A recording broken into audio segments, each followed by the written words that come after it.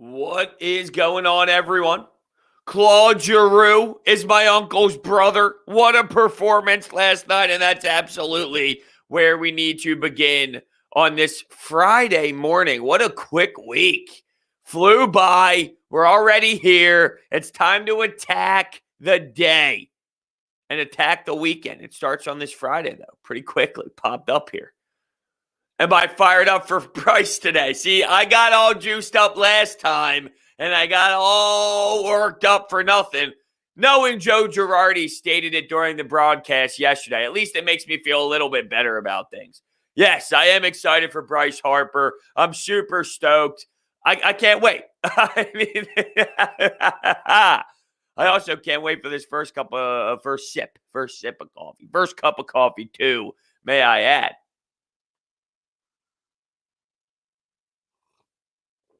Woo! Oh, we're going right into some Sixers conversation. Jared wants to throw out his opinion. Hey, Brodes, in my opinion, I think before we pursue Lowry, we should first get one or two guys off the bench because that's what this team needs. Even if we still get Lowry, we still have a weak-ass bench. Well, now it's like you're doing four moves. I don't know if we're going to be able to get to that level. What? Now Bryce is out? Why is Bryce out? You're lying to me. See, yesterday I got all excited and people told me that he was playing and he wasn't. Now, the last I heard, he was in action, he was playing, and he was going to be the DH. So, Dominic, don't be mad. He's batting third, damn it. Okay? Don't be doing this to me.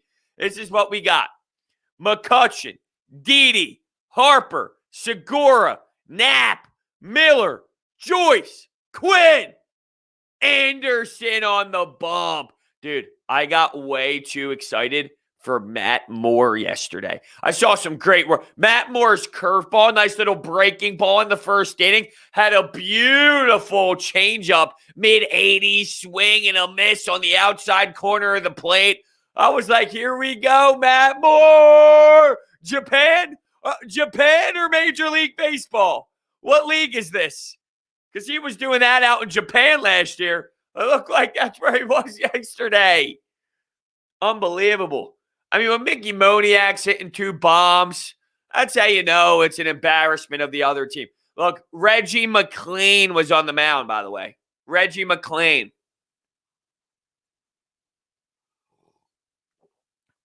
Remember Reggie McLean? Well, if Mickey Moniak's going yard twice, it would take a pitcher like him to be the one to allow it. Yeah, Claude Giroux. You're right. There's no reason to start bouncing around so early into this thing. Claude Giroux deserves praise. Last night was phenomenal out of him. He put the team on his back is what he did. He realized we're down 3-0. And I got to give credit to AV because Alain Vigneault, I would have never done that. I would have called timeout. I think calling timeout was obvious. But it was the approach of the timeout. It was, hey, boys, there's plenty of time left. You know what I would be like? Get your head out of your ass! That's what I would have done. Wake up! I would have ripped him. But he went with the, hey, boys, look at the clock. It's not so much about the timeout. Any coach would have called a timeout there. I would imagine. 3-0 that early. Yo, let's calm things down a bit. Let's relax a little bit. Let's slow it. Let's slow it down. It was about the way he delivered the message. Because I think the timeout would have happened. But yeah, it was crazy. I thought that Claude Giroux, for him to have a 3-point performance, for him to be all over the ice, they were so patient too. They allowed their game to speak for itself. All right, we have how many minutes? 55 minutes, 56 minutes to bounce back from this 3-goal deficit. All right, let's chip away at it. Let's stay true to the system. Let's continue to battle. Let's get pucks deep. Let's establish the forecheck. Let's beat guys to lose pucks. Let's cycle the puck. The amount of times I saw good cycling in the zone, they were outworking the Penguins in the offensive zone. It allowed Oscar Lindblom to get wide open. Then Claude Giroux sneaks backdoor on the backside, puts it home on Jari. It was really solid, man. Today, we're sticking with our standard Wawa regular. Why do I do that? because I normally go Wawa blend. This is the McDonald's blend. Yes, Bryce Harper is DHing today. Yes. Pucks deep. I miss Katie Emmer. Yeah, look, I thought Katie Emmer was very knowledgeable. I don't like Scott Hartnell. He's bad. Scott Hartnell's not good. And I think he's obviously smart. He knows the game. Not good at the broadcasting thing. I like Taryn Hatcher, though. I think Taryn Hatcher is extremely knowledgeable as well. And I think she does a great job in her new role. So I like Taryn Hatcher more than I like Katie Emmer in the role. That's not a knock on Katie Emmer. I just think Taryn Hatcher is knocking it out of the park. Scott Hartnell, though, no, swing and a miss. Swing and a miss. Do I live near Philly? Yes. Yes, I do. Should we trade Nolan Patrick? I would be in on trading Nolan Patrick. I think Nolan Patrick stinks. I think Nolan Patrick is just not good. You know, we're waiting and we're holding on and we're like, oh, here's one moment every 3 weeks that gets us excited. And reality of the situation is it's not good. It's not good. You got to try something new with the kid. Now, let me try this real quick. Ooh, do we like that? Do we like this? Do we like that? What's the default? Huh. Hold on, we got some settings to play with here. And maybe go with this one. Maybe go with that one. Eagles restructured Darius Slay's contract. I mean, that's what they're going to have to start doing, right? I don't know what else is happening here, but oh, yeah, okay, so they did. And I think I saw a report about Brandon Graham as well. They're going to maybe play around with Brandon Graham's contract. So that's what they're going to have to do. They're going to have to get under their salary cap. And this is what Howie Roseman does. You know, you want to bitch and complain about Howie, as we should, but we got to recognize that he has a skill set where, you know, he's restructuring and he knows what he's doing in that area. Yes, the Eagles did cut their punter Cameron Johnston, but there's a lot more problems here than the punter game. What do I think about the Phillies' 15-0 win? I thought you saw some great things out there, for real. Odubel's hitting the ball very well. Odubel's making a case for himself. Now, I hate that every time we bring up his name, I then need to, you know, make a statement on things. And that's what I'm trying to eliminate here. What I want to do is just talk about the production on the field. I've given my opinion on Odubel Herrera every single day at this point. And I even tweeted out clips of the game. And all I said was Odubel Herrera pimped the shit out of this home run. And I got, people are cheering for him. That doesn't mean I'm cheering for him. All that said is he pimped the shit out of the home run. My feelings are what my feelings are. I trust the organization's decision on giving him an opportunity. They know way more information than any of us know on what happened and what has happened since everything went down. So with that being said, Odubel Herrera, all right, so he had a good effort in his first outing that wasn't even on television, got a hit, stole a base. In this game, he had an awesome play out in right field to allow it to occur where, bang, you're getting a good relay play out at home. He hit a huge bomb. Incredible home run. He ended up going full count, working a count. All right, it's spring training, working a count, full count, goes the other way with it, takes it for a ride, loads up the bases. They end up clearing the bases later on in the inning and scoring an insane amount of runs. Odubel Herrera is making a name for his spring training self. So that is reality of the situation.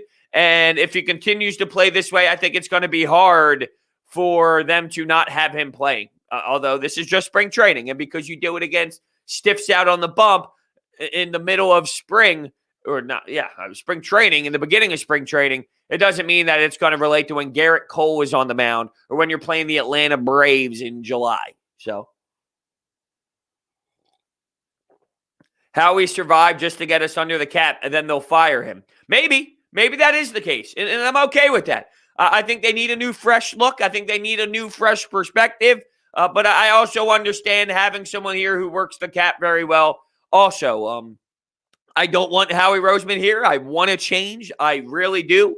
I want this whole franchise to kind of get this new, fresh identity. but I also understand what he does well in terms of getting under the cap and figuring things out.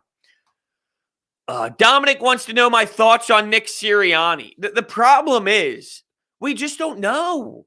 We just don't know. We don't know his you might think you know his philosophy and what he stands by and what he wants and his message and all, but you just don't know.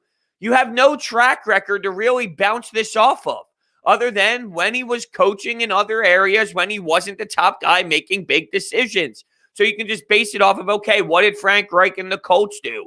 Okay, what happened with the Chargers? What happened with other areas? Kansas City, what happened when he was at other stops in his career? But you don't really know. So quite frankly, I have no thoughts on Nick Sirianni because there's no way in hell I can sit here and assess anything. If they hired Anthony Lynn, if they hired Jim Caldwell, if they hired these guys that have been around the teams before and been around head coaching jobs, I could say, I know. I see what they're going to implement based off of this is what they ran in LA. This is what they ran back in Detroit. But you really have no clue. And that's the problem. Jesse wants to know if we should go with Jake Elliott, Brian Elliott, or Carter Hart. At this point, I am going with Moose. I understand what Carter Hart is to this franchise, and I know what he's going to be for 10, 15 years of great play. This is why we all kind of said, oh, he's 20 years old. Oh, he's 21 years old. This is what's supposed to happen. There's going to be this journey. There's going to be these ups and downs. And right now, you have the old veteran playing fantastic. And Brian Elliott's great. Brian Elliott is a very solid goaltender. Look at his statistics. Look at his career earlier on. Look what he did in St. Louis. Brian Elliott is a good goaltender. So it's not a knock on Carter Hart if someone like Brian Elliott is outplaying him. If Alex Lyon is outplaying him and some of these other netminders are stronger, then I think it's reasonable to sit down and have a different conversation on, hold on, now Alex Lyon is starting to beat him out, but Brian Elliott, come on. I mean, the guy has been around the block. He's strong. He's smart. He's a good goalie, and he's playing great right now. It's a shortened season. Go get your points. It's okay for Brian Elliott to be the guy right now. It doesn't mean anything less of Carter Hart. It doesn't mean, now you got a Nick Foles, Carson Wentz thing. No, you don't. No, you don't. No, you do not. How about Mickey Moniak's bomb yesterday? Quick hands through the zone. No denying that. If you go watch the replay, watch his hands. Quick hands, quick back speed, phenomenal swing. I just can't not think about Reggie McClain being on the other side. What was Reggie McClain's ERA with the Phillies last year? He stunk, man. As soon as he entered a game, he gets destroyed insanely. Reggie McClain's ERA last year, geez, he stinks. With our historic bullpen, he had 5 games, 5 innings, 5 earned runs. So he had 5 innings, walked 3, allowed 9 hits, 6 runs, home run. Oh, man, he stunk. Reggie McClain. And the year before, 6 ERA, 22 hits, 14 earned runs, 13 walks. Jesus, God. It's terrible. So that's my thoughts on Mickey Moniak's homers is Reggie McClain. Imagine hitting 2 bombs in a game. The second one wasn't him, but it was someone significantly worse. Imagine being worse. Brodes, did you see they left the 2 Jazz crybabies in the draft? Yes, I did see that. I thought it was hilarious. Boom for MVP, Kevin Otto says. That would be fantastic. You kidding me? I'd run around naked. I'd go down Broad Street naked if that was the case. Pouring coffee all over my body. How about that? Do you think Odubel Herrera has trust in the clubhouse?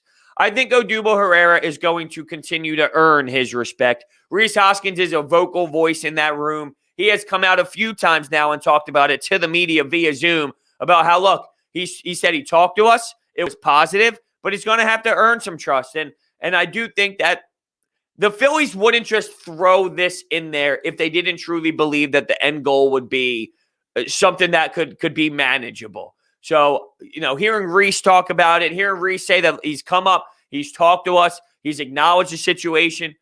If he is fully committed to becoming a better person and the team acknowledges that this guy has learned from this experience, well, then it's on the clubhouse. But I do think that he will, over time, learn that trust over time.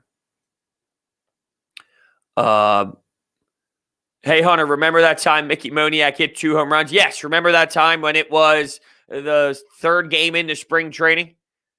Yeah, that's also where we're at. Do we need to trade for Ekholm? Yes, we do. Yes, we do.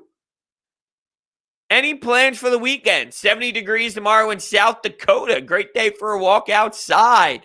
Plans for the weekend, Sunday, having some family over. Tomorrow, getting ready for the family to come over. So just kind of that situation, whether it's getting all kinds of meals ready, and not a crazy family. It's not like it's 50 people or anything like that, some nuts Thanksgiving type meal.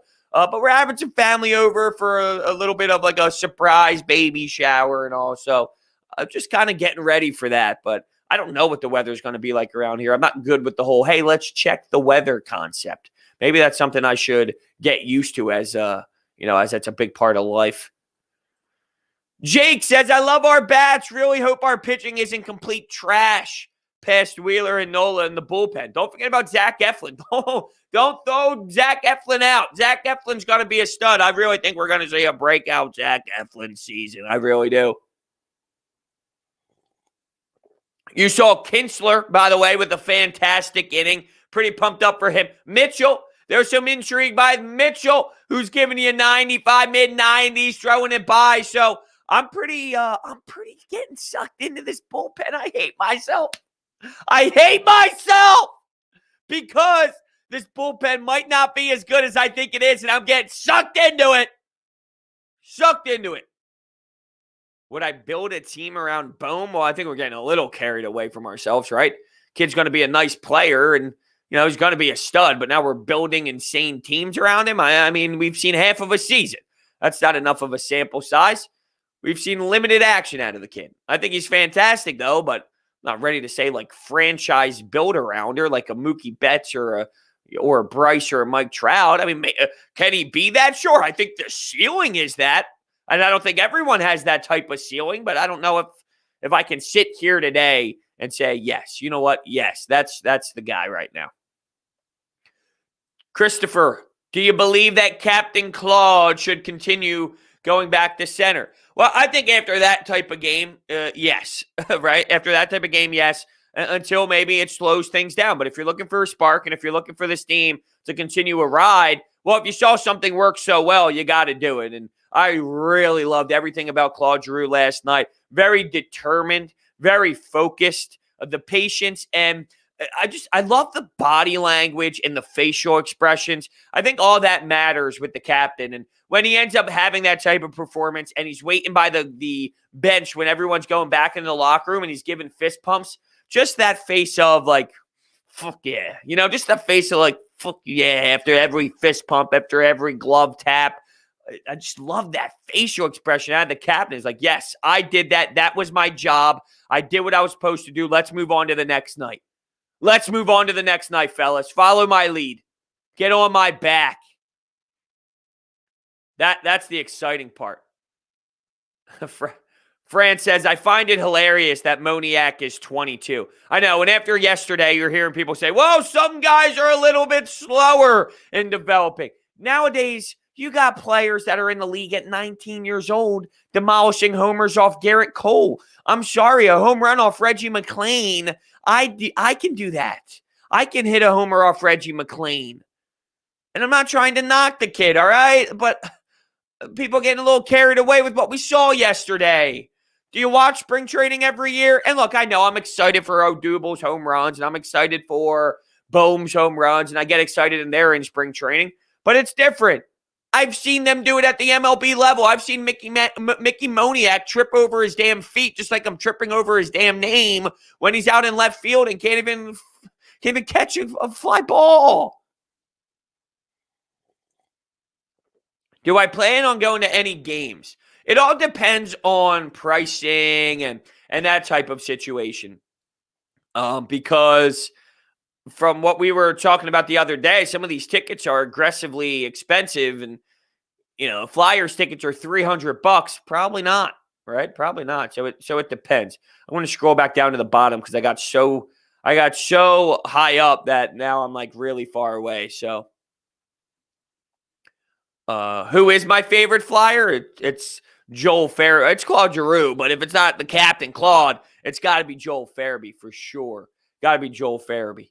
He's just so damn exciting. It's a shame he's on that. What is up with?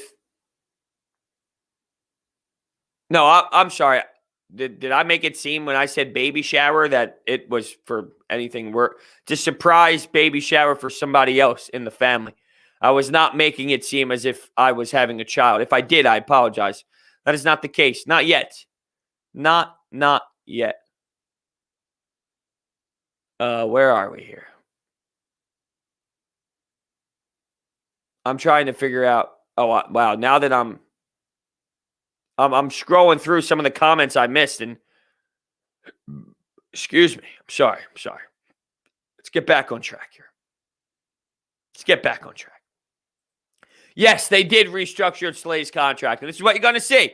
You're going to see a lot of restructuring. I saw Brandon Graham's name thrown out there the other day. This is what Howie Roseman is going to start doing, so then you can get back on track with the salary cap for sure. I think this is a good question from Jake. Between the Mets, Braves, and Nationals, who's most likely to underachieve and open up a shot for the Phillies to grab a playoff spot? So, Jake, this is good. I like this. This is a thinking question. So let me take a sip as I ponder, and I will get back to you in a couple seconds. So good. All right, so I don't think the Braves are going to underachieve. So let's do this. In the NL West, there will be a wild card team. Can we all agree with that? Are we in agreement? And I'll wait for the chat to agree with me or disagree with me. The NL West will have a wild card team. I find it hard to not see the Dodgers win the division because I'm just so accustomed to seeing that happen. So let's say the Dodgers win the division. We are all in agreement that the Padres will have a wild card spot. That is correct? All right, it looks like we're getting a ton of yeses in the chat. So that means there's not many opportunities else out there. So if the Braves win the division, which I think that they are the best complete team and they have experience in doing it, so now it's like, hey, they keep learning from these growing pains in the playoffs and they're firmly continuing to grow in that area. So I think the Braves are going to probably win out that division. Do I think the Phillies can beat out the Nationals? I do. I think the Phillies can beat out the Nationals. I think the Nationals, they have Juan Soto. They have talent. They have good pitching, as we know. But they are a beatable team in terms of the standings, right? So it's not like, oh, could you imagine beating the Nationals? No way. Of course you can. So I'll say Nationals, fine. So it comes down to answer your question, between those three teams, most likely to underachieve, probably the Mets. And only because their track record. Now, I am under the impression that only because I've seen this with the Sixers, a whole new fresh voice, a whole new fresh identity, a whole new up front office membership change around. I don't even think that's even a phrase, but you know what I'm saying. The new front office changes so much. And their old regime, they fell apart. This new regime doesn't mean they're going to fall apart just because they did. But because of what we've seen out of them in the most recent past, I will have to say the Mets. But I don't think it's a reality. And let's see what other, I can't imagine any of the other divisions snagging a wild card. The problem is this is sports. And in sports, things happen all the time that you don't anticipate. There's always a team. So in the NL Central, you got the Cubs, Brewers, Cardinals. Do I see any of those teams winning a wild card? Maybe. In the NL West, no, it's going to be the Padres and the Dodgers. We know that. So is there a possibility that maybe we're not even talking about the Mets as a wild card team? Maybe we're looking at it where the NL Central has an opportunity to put in the Brewers or the Cubs or the Cardinals. I don't know. I've seen crazier things happen. I have.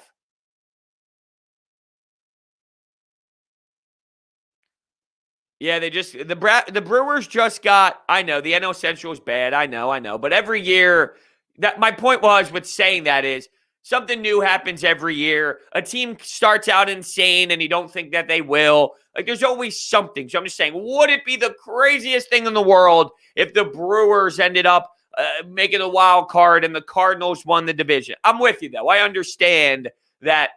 I know. I didn't think Zach Ertz got traded. I'm not going to fall for that, but I'm just saying. I know the NL Central in theory is bad, but there's always surprises in baseball seasons and throughout. So it's not the craziest thing in the world. If you laid out what you thought would happen before every season, there's always something that's going to be insanely different. Yes, we were ranked 4th. I think we're going to be 3rd. I think we're going to be 3rd in the division behind the Braves and the Mets. That's right. But I wouldn't think it's crazy if they beat the Mets out and they were 2nd, but I think that's a long shot. But I wouldn't be the most shocked human in the world. I keep going back to the fact that DraftKings in Vegas have the Phillies at 80.5 wins. It's a really low move, really low number, and I would take the over. I would take the over there. I'm not a big long season better. I don't like waiting 4 months for my payout, right? I don't like long season bets. But yeah, the 80.5 number for the Phillies win total, I had to jump all over that because that's low. But that also concerns me because I'm in the belief of, and numbers will tell you this, Vegas knows what they're talking about. They know. So if you see 80.5, it almost scares me a bit. And now I'm thinking, are the Phillies going to be in that range?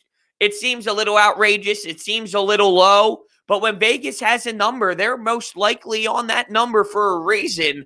So is it going to be more of an 80-win season? There's times where Vegas is wrong. No, Fran, I did not see the report. What did the report say? I also didn't see your comment earlier. So, yeah, good thing you did repeat.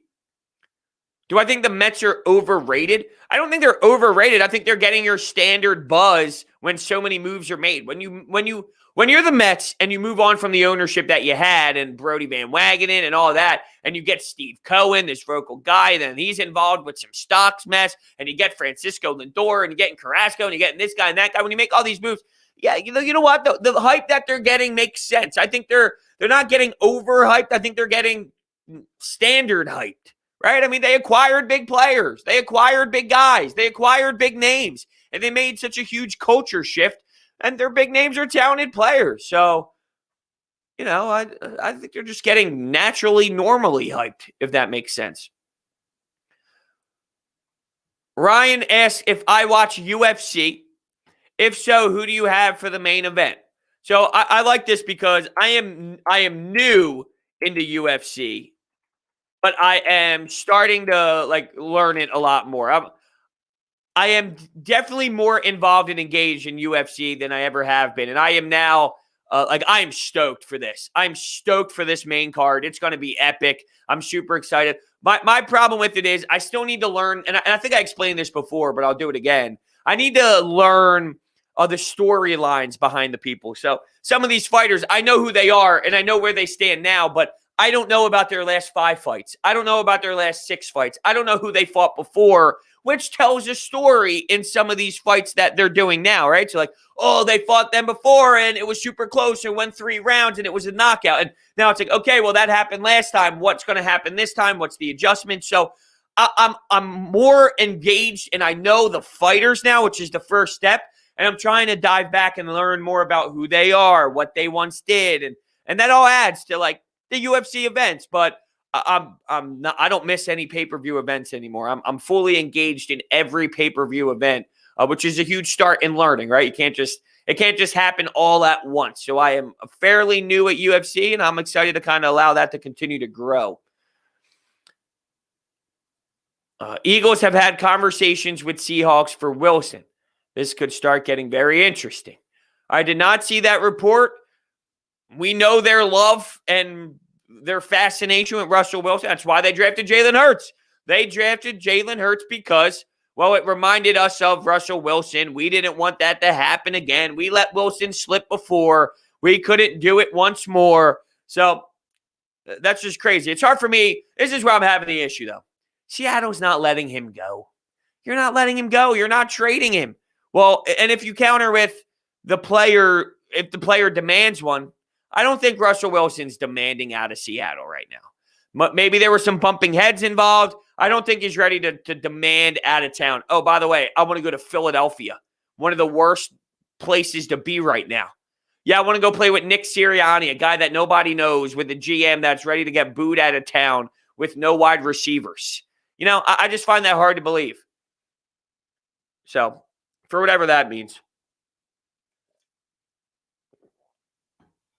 That's where I'm having the problem.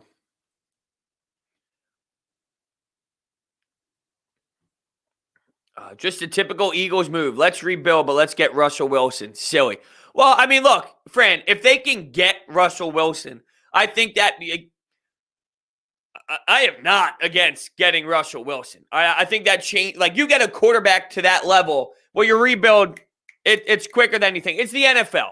I don't think this rebuild, even without Russell Wilson, and I think I'm in the minority, but people think this is 5 years away. You got to do this and that. No. This is the NFL. The Eagles went from 7-9 to a Super Bowl championship. All right. And they hit on a lot of free agents and they made some good moves. They're not in the same scenario that they were at 7-9. My point is, this is not a 5-year rebuild. This is not a 4-year rebuild. You're going to be competitive again within one season or two. Like, I think the third year, you're back in action for real. And I think even the second year, I think you have another down year, then you're ready to compete again to some degree. I'm not saying that means you're automatically going into the Super Bowl, but I think that in terms of competitive, in terms of being able to hang at the top of the division, which might be a product of the division, fine. I don't think that this team is as far off as people make it out to be, but they got to figure this thing out within a year or two. I do think it might take a year, maybe 2 years, but there are some out there that think 5, 6, you're going to stink for 7 years. Stop. You're just emotional right now. Let's look at this logically. It's the NFL. Quick turnarounds are a thing. But there are problems. But if you went out and got Russell Wilson just to play a little devil's advocate with hey, let's rebuild, but let's go get Russell Wilson, I wouldn't be against that. The problem is, and I see where the problem would be. If you're going out trading first-round picks, how then do you fix your team if you're giving up first-round picks for Russell Wilson and all? Fair. That is a very fair point because you have to rebuild and you're utilizing those assets to get a quarterback. But, yeah, I mean, there is a way to do it. I don't even think it's going to be fair. I don't even think it's going to happen, to be fair. I don't think that it's even a reality to go out and get Russell Wilson. So that's where I'm having a hard time trying to digest it. $2 donation from Furcon Corkmans. Congrats on 16.8 thousand. Thank you very much. Add memberships and mods to the channel. Yeah, we're working on some things. We're working on some things with the membership stuff and more like that. What I'm doing is now that we're getting into like a full set schedule and I'm going to continue to add more. Once there's a full set schedule on things, then it would be easier to add memberships because then you can start, okay, well, because I have this, we can now do this with memberships, if that makes sense.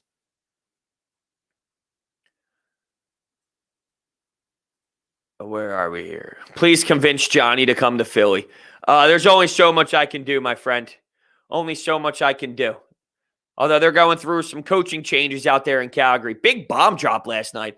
The Flames end up winning a game and they fire their head coach afterwards. But I'm sure many people in this chat are not excited or care about Calgary Flames hockey. But if you are an NHL fan, might as well plug the pod now. Open Ice Hits. Me and Kevin Durso, we host a podcast together, and every Monday and Thursday it drops on this YouTube channel, Sports Talk with Brodes, and, on Apple Podcasts, Spotify, Google Podcasts. It's called Open Ice Hits.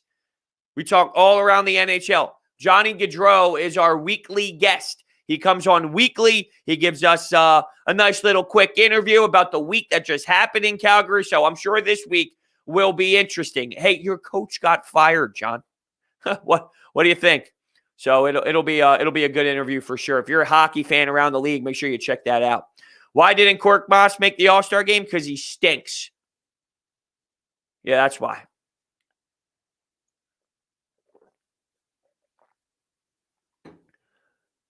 Do you think that Rhys Hoskins can get back to the 2018 Rhys Hoskins?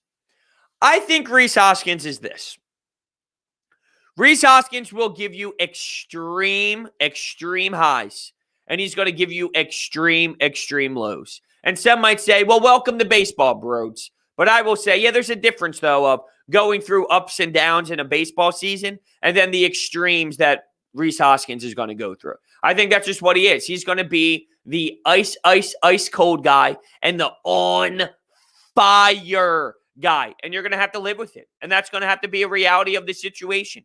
He had a really smooth, solid cut yesterday where he just drove the ball. Quick to the ball, quick through the zone. Didn't try and pull it. Took the ball the way it wanted to go. Out to right field. It was nice, solid, smooth cut. And that was intriguing. But I just wonder if we're now going to see a scenario where every year it's, wow, you need Rhys Hoskins in your lineup because he is 12 of 15, right? Like that hot. And then it's, Rhys is swinging through everything. Rhys is getting locked up. Rhys is swinging right through meatballs down the pipe. And Rhys is 0 of his last 14. I wonder if we're going to see that as well. And quite frankly, I think we will. Philly fans from South Dakota with the $2 donation. Free tickets to one Philly opening game. Which team? You mean if I can go to the first Flyers game of the year, the first Sixers game of the year, the first Eagles game of the year, that type of question? I didn't know if you meant like if I had Philly's opening game, which team would I want them to play against? So I just want to verify, and I'll wait for you to answer in the chat. Is this who would I choose for Philly's opening game? Or in Philadelphia, out of the 4 sports, which game would I like to go to start this season? Which one is the question? I got yes, so I don't know which one that is. I think it's the first one. I believe it's the first one.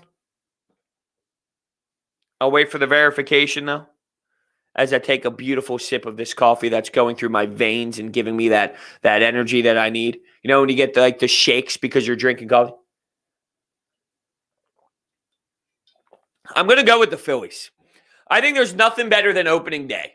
While the basketball season's fun and all, a game 1 of an NBA season, it's fun, but it's not opening day. Opening day, you're outside. It's beautiful, hopefully, because there are times when it is cold. But you're at the ballpark. You get an IPA. You get a couple IPAs. Or you get one of those tall Miller Lights or those tall Coors Lights. Although I'm a Miller guy, it's got to be opening day. There's nothing like that feeling. You're entering spring. You don't get that. You don't get that with the first Flyers game of the year, right? You're walking. It's cold. You're walking from Jetro to the Wells Fargo Center. It's nice. Don't get me wrong. I find it enjoyable.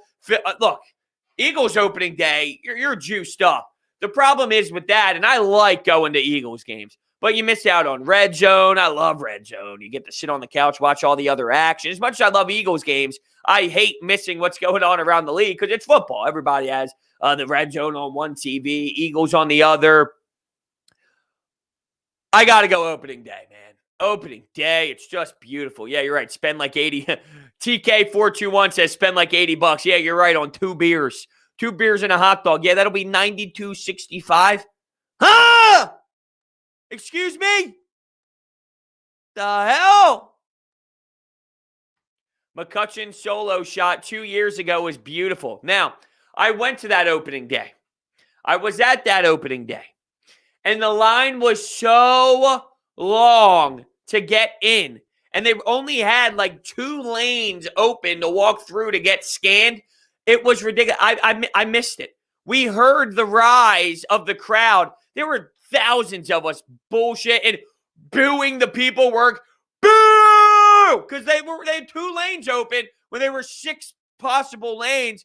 And everyone had their NBC Sports Philadelphia apps outside. We watched Andrew McCutcheon hit the home run on our phones while we were trying to get in. And look, it wasn't as if it was middle of the afternoon and we just like, hey, the game starts in 3 minutes. Let's walk up. No, we were waiting out there for a good 45 to 1 hour trying to get in because it took that long because there were so many damn people. But we did get in just to see Bryce Harper. I believe he grounded out his first at-bat, but it was damn exciting. And then I remember there's a video of me. Up at the top because our backs were against the wall. I went with Shelfie. If you guys follow MLB, the show, Dan Robinson, also known as Shelfie here on YouTube, we went together and they walked Bryce Harper on purpose because they wanted to face Rhys Hoskins. And that ended up resulting in a huge bomb. Huge bomb. And here I am I got the video and I see if I could, I might even be able to display it on my screen, which would be insane. Let's see if I have it on my phone because it's a pretty good video. If not, I'll text him to see if he has it. But I might not have it anymore because I reset my phone and yep. All right, we'll figure it out though. But yeah, it was insane, man. I was going nuts. That McCutchen home run was insane. Yeah, that game was so much fun, man. Rhys Hoskins with a grand slam. It was ridiculous. I don't think this is an unpopular opinion, Christian. Christian says watching football at home is better than in person. I think a lot of people say that. You get better view on the game. Like, for example, if the left tackle screws up, and you can see that at the game, obviously, or let's say the left guard screws up. That one's probably a little tougher to see in person when you're upstairs, up top, I should say. Or, yeah, it's upstairs. But you're not like, oh, yeah, Isaac Sayamalu got beat on the inside on this beautiful bull rush move. But you don't get to see it the same way. You don't get to see that replay. You don't get to see the play the same way. No, you can see it develop, and you can see it from a different angle, and you can see the wide receiver beat the corner because you have a bigger view, a bigger landscape of things. So there are pros to it. But I think this is a pretty popular opinion, to be honest with you.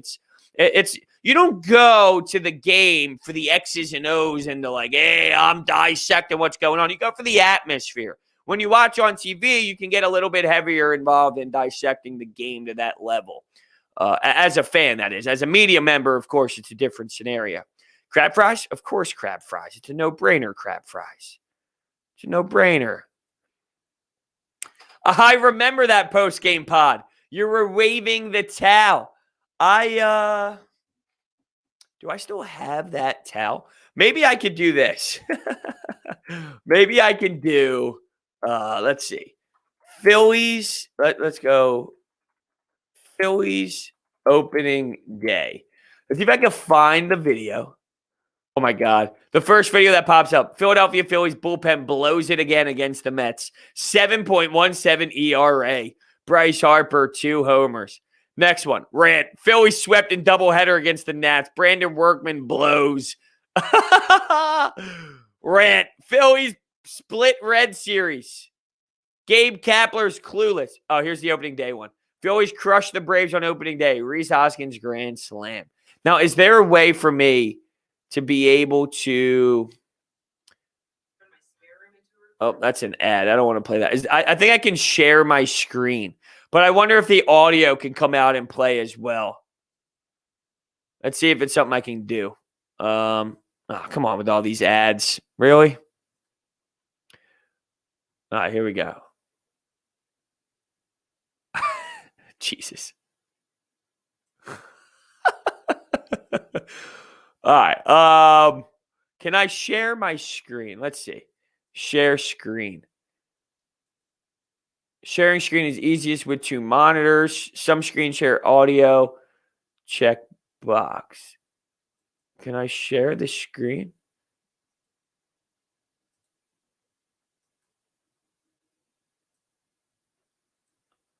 All right. Can you see this right now? I don't know. So, I don't know if you can hear. There's the towel.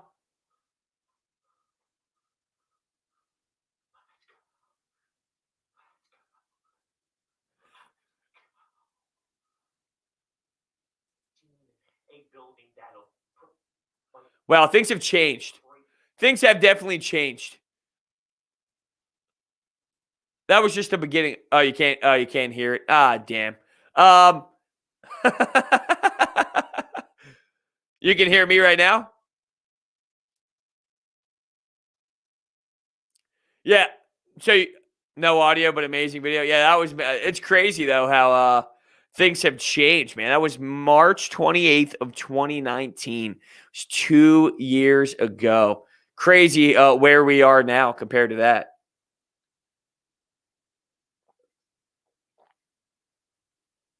TK421 says Eagles were lucky that there were no fans this season. Dude, I don't even know what it would have been like if that was real. For real, though. I mean, it's just crazy to think about. Carson Wentz getting annihilated by the fans. Doug Peterson getting destroyed by the fans. Everyone getting roasted and crushed by the fans. I almost wish that we saw that, though. I really do wish that we've seen that. I wanted to kind of hear the reaction. What the I think it would have maybe it would have forced Jeffrey Lurie to make a different move. Maybe the pressure of the fan base and hearing it while you see it now and you hear it on social media and you see it on Twitter, knowing now that you would hear it in the stands and hear the Howie Roseman slander intensify. I just wonder, what does that do for an owner? And would that pressure the owner to do something maybe irrational or knee-jerkish, whether it's right or wrong? Would that force him to do something that he normally wouldn't have done? We know now that he wouldn't have made the move to fire Howie Roseman. If there were 60,000 people booing the shit out of Howie Roseman every single Sunday that they were home, would that then force Jeffrey Lurie to make a different decision? Because hearing that, guess what? It's different. You get that intensity. You get that brutalness. You get that harshness. It's a totally different atmosphere. And I just wonder, would you have seen other moves? You've seen Carson Wentz go. You've seen Doug Peterson go. I'm talking more Howie Roseman. Would Howie Roseman been affected by fans in the stands? Everyone else was without them. So I would have imagined the same thing would have happened with them.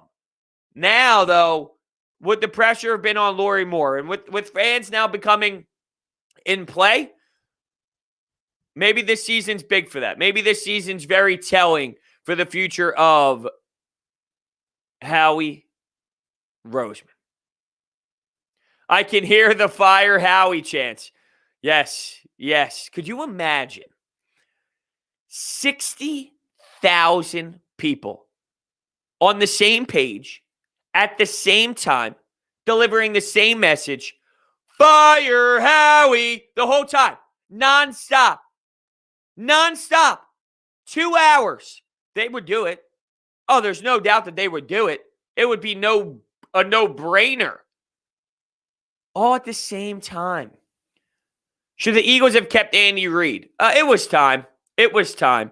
He was here for a long time, and good coaches after that many years, a new message is needed, and things weren't great. And now when you see him perform, it's, what would have happened if you kept Andy Reid? And I think Andy Reid is who he is today because of what happened in Philadelphia. Because it went down the way that it did in Philly, he now adjusted. He became a better coach. He learned from that. So I don't know you see the same Andy Reid if he stayed here with the Eagles. So I think it was time. I thought it was time. Time's yours. Yeah, for real. Howie Roseman needs to get the fuck out of Philly. That's coming from Matthew Keller. I'm with you. And I think time is running out for him, for sure. So if you have another bad season, yes.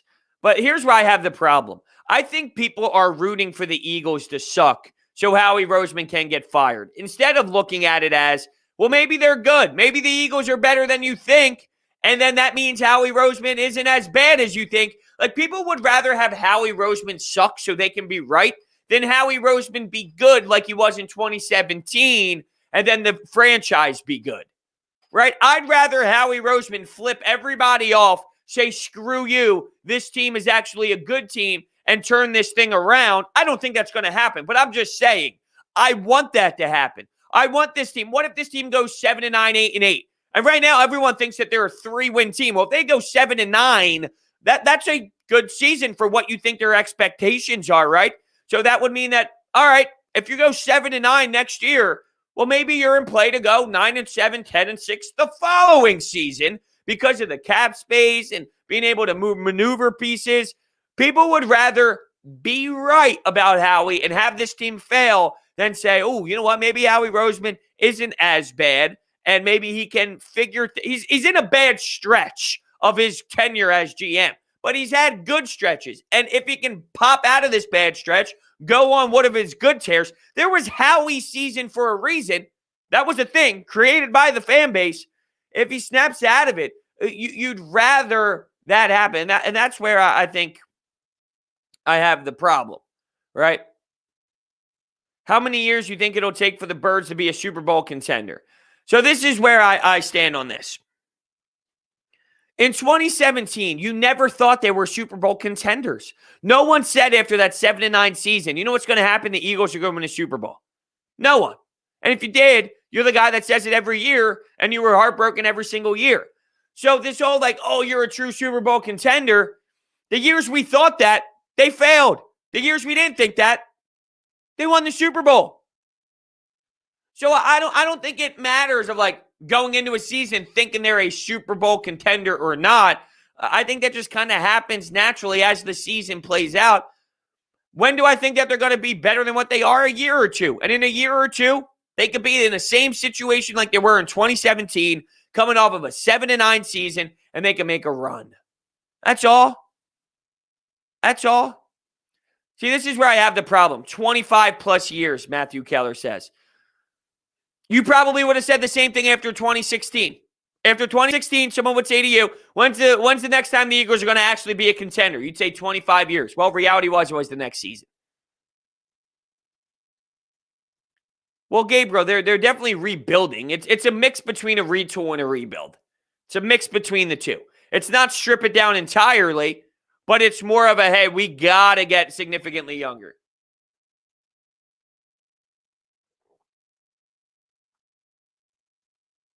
So that's where the Eagles are. It's not a full-on, let's get rid of everyone. We got to strip everything down. But there is a good portion of the retool kind of happening. Definitely. Definitely. I was just kidding, but I think we need to start fresh, says Matthew Keller.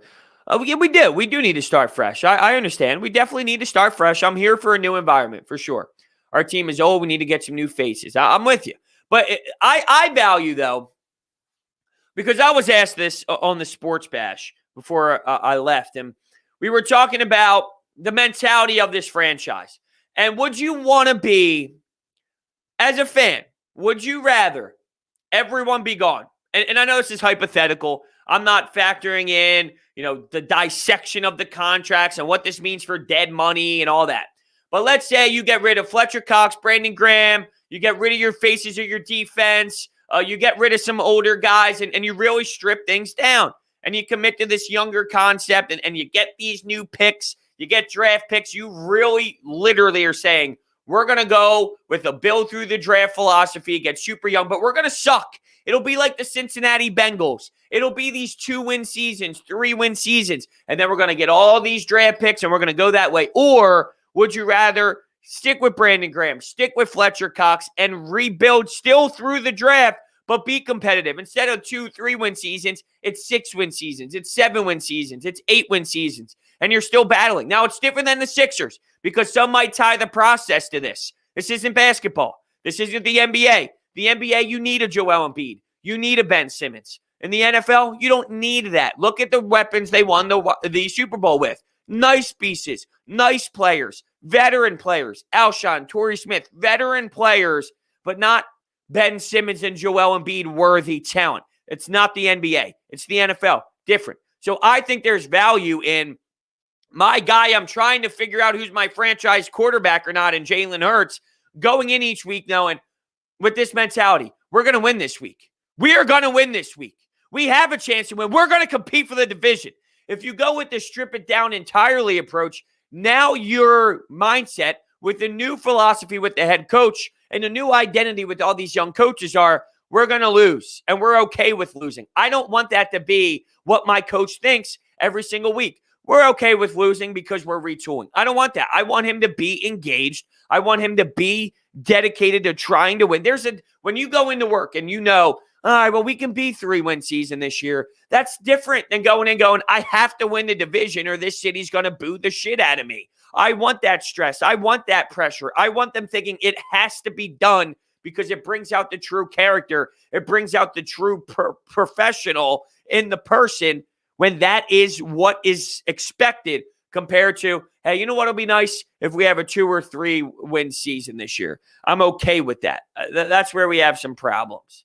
So I value that. I value the mental approach to each win, to each week, compared to the alternative, which is, you know what, Nick Sirianni's allowed to lose. $2 donation coming in from Travis. I don't think Roman Quinn should make the roster. I don't think so either. He stinks. I've been saying that for a while. Roman Quinn is bad. And I don't know if he makes it just because of his speed. There's a possibility that he makes it as this bench player where he'll pinch run at times just because of his speed. I know Joe Girardi loves it. He's extremely fascinated by it. He's obsessed with it. So there is something that tells me he might make this roster based off of just the fact that he has this game-changing speed, but it doesn't hurt, or it doesn't help, I should say, when you can't hit the ball. Thank you so much, Travis, by the way, for the $2 donation. I really do appreciate all the support. Philly, hey, Brodes, I just got here. Will the live stream replay be up after this ends? Yes, so after Coffee with Brodes is over, it is available on YouTube. During the live stream, though, it's on Twitch. I do have a Twitch channel, so if you're big on the Twitch, head over to twitch.tv/sports talk with Brodes. We're going to be implementing some more things there. Maybe some video games. That's right. MLB The Show comes out on Xbox for the first time, so I'm thinking about picking that up. I'm pretty excited for it. We're going to be moving into some video games as well. So go over to twitch.tv/sports talk with Brodes, and there will be more content over there. Hastily or Herrera. If this is the Herrera that you're getting, Phila, JK, I'm going with Odubel Herrera. He is the better player, and he's here to compete for a job. And if this is what you're getting out of him, Odubel Herrera has made a statement in his first couple of games here. He has. Homer, base running, 3-2 counts, working the count in defense. He's actually done it all. In every facet of the game, he's been pretty stellar. So he's making a case for himself. I'm going with Odubel Herrera. Like, if that's his ceiling is higher. He was an all-star for a reason. Yes, I would put Herrera at center field. Yes. I don't think the Phillies can compete. It's a shame. I love the team. But if they underperform again, I'm going to be pissed. Couple things here. So you don't think the Phillies can compete, but if they underperform, you're going to be pissed. Well, if you don't think that they can compete, what would underperforming be to you? Because to me, you're kind of contradicting yourself. If the Phillies aren't at the top, like your bar is already so low for them.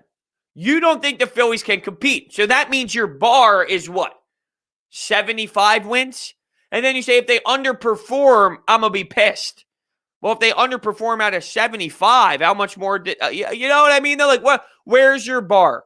If you don't think the Phillies can compete, what does that mean? Is that 80 wins? Is that 82 wins? Is that not competing? Is 86 wins competing? Well, what does competing mean to you? That's the question. Vinny V did have some explosive. I threw out I was cutting the clips up yesterday of the game. Here's Vinny V throwing high 90s, striking out guys on the outside corners. I asked, what do you want me to do with this information? We see this every year. What do you want me to do with this? With him delivering and knocking down these beautiful execution, I'm just mixed basketball with this.